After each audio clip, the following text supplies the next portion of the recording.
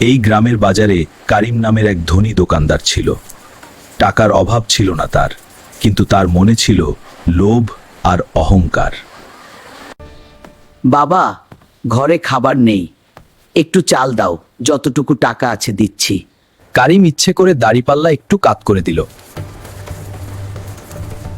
সে জানতো এই বৃদ্ধা বুঝতে পারবে না যে তাকে ঠকানো হচ্ছে। এটা তো স্পষ্ট অন্যায়।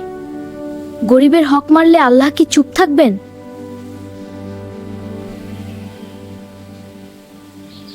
বৃদ্ধা মহিলা কষ্টের টাকা দিয়ে চাল নিয়ে চলে গেল। সে জানাতো না তার সাথে প্রতারণা করা হয়েছে। হিসাব? আমার কাছে টাকা আছে, টাকাই সবকিছু। কেউ কিছু করতে পারবে না।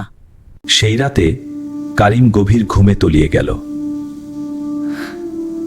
কিন্তু তার অন্তরে ছিল অশান্তির ছায়া।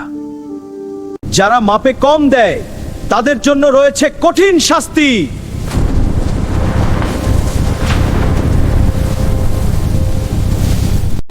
আমি ভুল করেছি, আমাকে আরেকটা সুযোগ দিন।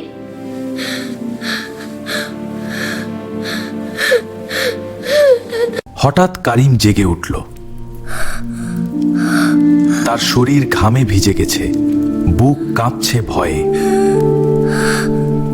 সে বুঝতে পারল এটা ছিল আল্লাহর সতর্কবার্তা। আজই তাকে সব ঠিক করতে হবে।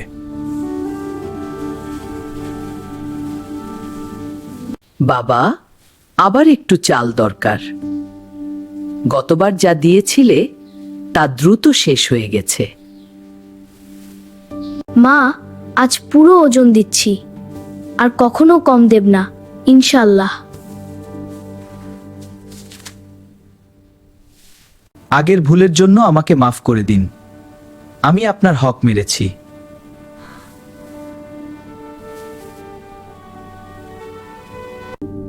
আল্লাহ তোমাকে হেদায়েত দিয়েছেন বাবা, তিনি তোমার রিজিক বাড়িয়ে দিন। দেখলেন কারিম ভাই, সত্য পথে ফিরলেই অন্তরে শান্তি আসে।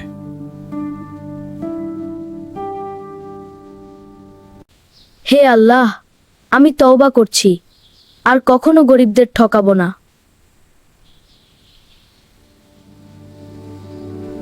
এখন কারিম সৎভাবে ব্যবসা করে, সবাই তাকে সম্মান করতে শুরু করেছে।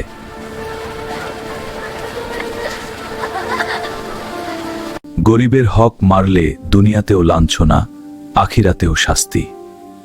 সততাই হলো সত্যিকারের সফলতার পথ।